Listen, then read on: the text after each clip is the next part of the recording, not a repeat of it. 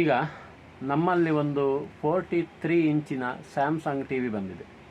ಅದರ mother board ಹಾಳಾಗಿದೆ. So ನಾನೇನು ಮಾಡಿದೆ, ಅದರ ಒರಿಜಿನಲ್ ಮದರ್ ಬೋರ್ಡ್ ಬಂದುಬಿಟ್ಟು ಈ ರೀತಿ ಇದೆ. ಇದು ಸೇಮ್ ಮದರ್ ಬೋರ್ಡನ್ನು ನಾನು ಚೇಂಜ್ ಮಾಡಿದೆ. ಚೇಂಜ್ ಮಾಡುವಾಗ ನೋಡಿರಿ, ಡ್ಯುಯಲ್ ಸ್ಕ್ರೀನ್ ಬಂತು. ಈ ಡ್ಯುಯಲ್ ಸ್ಕ್ರೀನ್ ಬಂದರೆ ಅಂದರೆ ಈ ಕಡೆನೂ ಇದೆ, ಈ ಕಡೆನೂ ಇದೆ. ಇದು ಸರ್ವಿಸ್ ಮೋಡಿನ ಒಂದು ರಿಮೋಟ್ ಇದೆ. ಇದು ಸರ್ವಿಸ್ ಮೋಡ್ ರಿಮೋಟ್. ಇದರ ಮೂಲಕ ನಾವು ಓಪನ್ ಮಾಡಬೇಕು. ಸ್ಯಾಮ್ಸಂಗಿನ ಮಾಡೆಲ್ ನಂಬರ್ ಬಂದುಬಿಟ್ಟು ಇದಿದೆ. ಇದರ ಮದರ್ ಬೋರ್ಡನ್ನು ನಾನು ರಿಪ್ಲೇಸ್ ಮಾಡಿದ್ದೇನೆ. ಮದರ್ ಬೋರ್ಡ್ ಈ ರೀತಿ ಇದೆ. ಇಲ್ಲಿ ಮುಖ್ಯವಾಗಿ ನಾವು ನೋಡಬೇಕಾಗಿರುವಂಥದ್ದು ಪ್ಯಾನಲ್ ಮಾಡೆಲ್ ನಂಬರ್. ಇದು ಭಾಳ ಇಂಪಾರ್ಟೆಂಟ್ ಇದೆ. ಮ್ಯಾಚಿಂಗ್ ಮಾಡಬೇಕಾದ್ರೆ ಇದರ ಅವಶ್ಯಕತೆ ಇದೆ. ಬೇಕು ಕಾಣಿಸುವಂಥ ಇನ್ಫೋ ಮತ್ತು ಫ್ಯಾಕ್ಟ್ರಿ ಬಟನ್ ಪ್ರೆಸ್ ಮಾಡುವಾಗ ಸರ್ವಿಸ್ ಮೋಡ್ ಓಪನ್ ಆಗುತ್ತೆ. ನೋಡಿ, ಇಲ್ಲಿ ಆಪ್ಷನ್ ಓಪನ್ ಆಗುತ್ತೆ. ಆಪ್ಷನ್ ಓಪನ್ ಆದಾಗ ಅದರಲ್ಲಿ MRT ಆಪ್ಷನ್ ಅಂತ ಹೇಳುವಂಥದ್ದು ಇದೆ. ಕಾಣಿಸುವಂಥ MRT ಆಪ್ಷನ್, ಈ ಆಪ್ಷನಿಗೆ ಬರಬೇಕು. ಹೆಚ್ಚಾಗಿ ನಾವು MRT ಆಪ್ಷನ್ ಅಂತ ಹೇಳಿದರೆ ನಾರ್ಮಲ್ ಟಿ ವಿಯಲ್ಲಿ ಮಿರರಿಂಗ್ ಮಾಡೋದಿರ್ತದೆ. ಈ ಸ್ಮಾರ್ಟ್ ಟಿ ವಿಯಲ್ಲಿ ಒಂದು ವಿಶೇಷವಾದಂಥ ಒಂದು ಟೈಪ್ ಇದೆ. ಇದರಲ್ಲಿ ನಿಮಗೆ ಪ್ಯಾನಲ್ಗೆ ಸಂಬಂಧಪಟ್ಟ ಒಂದು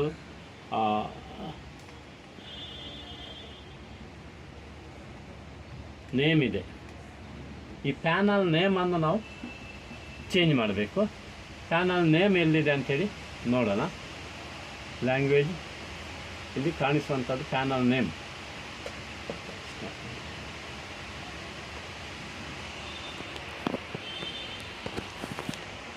ಇಲ್ಲಿ ಪ್ಯಾನಲ್ ನೇಮ್ ಯಾವ ಆಪ್ಷನ್ನಲ್ಲಿದೆ ಅಂಥೇಳಿ ನಾವು ನೋಡ್ಕೊಳ್ಬೇಕು. ಸೊ ಇಲ್ಲಿ ಪ್ಯಾನಲ್ ನೇಮ್ ಈ ಆಪ್ಷನ್ನಲ್ಲಿಲ್ಲ, ಪ್ಯಾನಲ್ ಆಪ್ಷನ್ನಲ್ಲಿ ಬರೋದಿಲ್ಲ. ಬ್ಯಾಕ್ ಬರುವಾಗ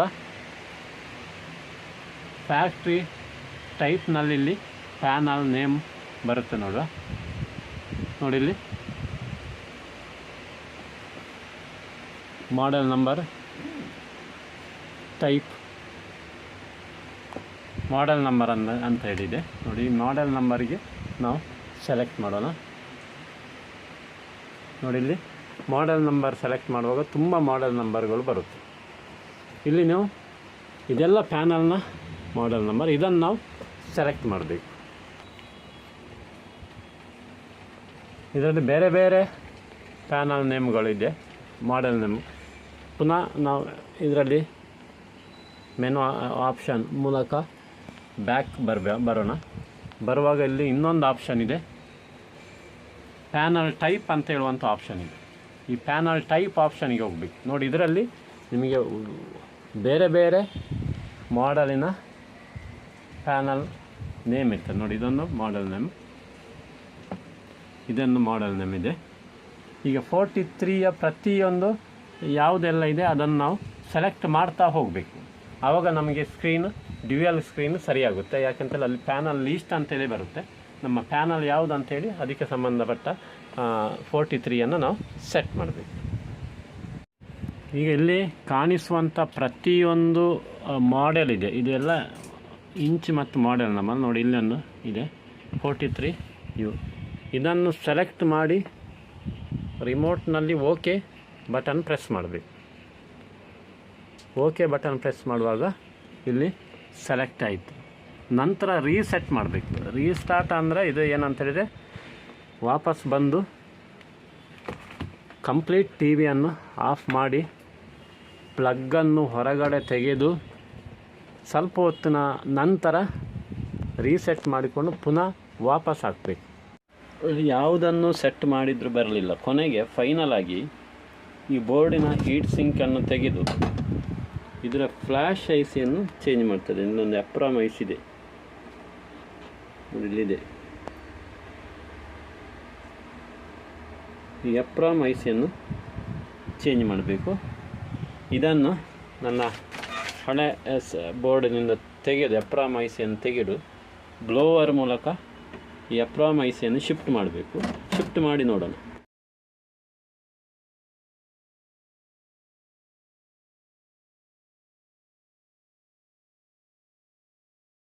ಸೊ ಈಗ ಈ ಒಂದು ಟಿಕಾನಿಗೆ ನಾನು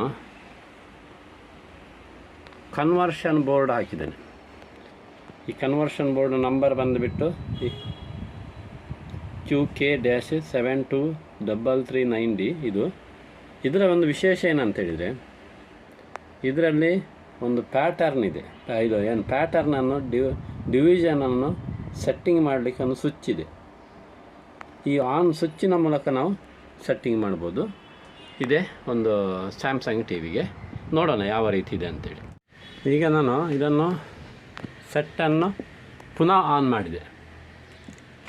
ಆನ್ ಮಾಡಿ ನೋಡುವಾಗ ನಾವು ಸ್ಕ್ರೀನ್ ಮತ್ತೆ ಅದೇ ರೀತಿ ಡ್ಯುಯಲ್ ಸ್ಕ್ರೀನ್ ಇದೆ. ಸ್ಯಾಮ್ಸಂಗ್ನಲ್ಲಿ ಮಾತ್ರ ಇದು ಕಂಪ್ಲೇಂಟ್ ಬರುವಂಥದ್ದು. ಇದು ನಾವು ಸ್ಯಾಮ್ಸಂಗ್ ಇದು ಮಾತ್ರ ಮಾಡ್ತಾಯಿದ್ದೇವೆ. ಸ್ಯಾಮ್ಸಂಗ್ 4Kದು ಡ್ಯುಯಲ್ ಸ್ಕ್ರೀನ್ ಇದೆ. ಸೊ ಈಗ ಡ್ಯುಯಲ್ ಸ್ಕ್ರೀನನ್ನು ಮತ್ತೆ ಈ ಕನ್ವರ್ಷನ್ ಪಿನ್ನಲ್ಲಿ, ಇಲ್ಲಿ ಕಾಣಿಸುವಂಥ ಒಂದು ಕನ್ವರ್ಷನ್ ಪಿನ್ನಲ್ಲಿ ಫಸ್ಟ್ ಒನ್ ಆನ್ ಆಫ್ ಇದೆ. ಇಲ್ಲಿ ಇದು ಮೊದಲಿದ್ದು ಮೊದಲನೇ ಪಿನ್. ಇದನ್ನು ನಾನು ಈ ಕಂಡೀಷನ್ ಈ ರೀತಿ ಇದೆ, ಆಫ್ ಕಂಡೀಷನಿಂದ ಆನ್ ಮಾಡ್ತೀನಿ. ನೋಡೋಣ.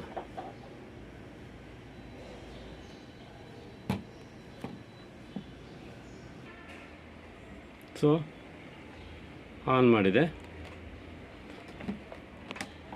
ಓಕೆ, ಈಗ ಸ್ಕ್ರೀನ್ ಓಕೆ ಸಿಂಗಲ್ ಬಂತು. ಸ್ಕ್ರೀನು ಸಿಂಗಲ್ ಬಂದಿದೆ, ಓಕೆ ಆಗಿದೆ. ನೋಡಿ, ಈ ರೀತಿಯಾಗಿ ಸಿಂಗಲ್ ಸ್ಕ್ರೀನ್ನಲ್ಲಿ ಸ್ಯಾಮ್ಸಂಗ್ ಟಿ ವಿ ಓಕೆ ಆಗಿದೆ. ಕೇವಲ ಕನ್ವರ್ಷನ್, ಈ ಕನ್ವರ್ಷನ್ ಮೂಲಕ ನಾವು ಈ ಸೆಟ್ಟಿಂಗ್ ಮಾಡಿದ್ದು, ಕನ್ವರ್ಷನ್ ಸೆಟ್ಟಿಂಗ್ ಮಾಡಿ ಸೆಟ್ಟನ್ನು ಓಕೆ ಮಾಡಿದ್ದು, ಕ್ಲಿಯರ್ ಆಯಿತು.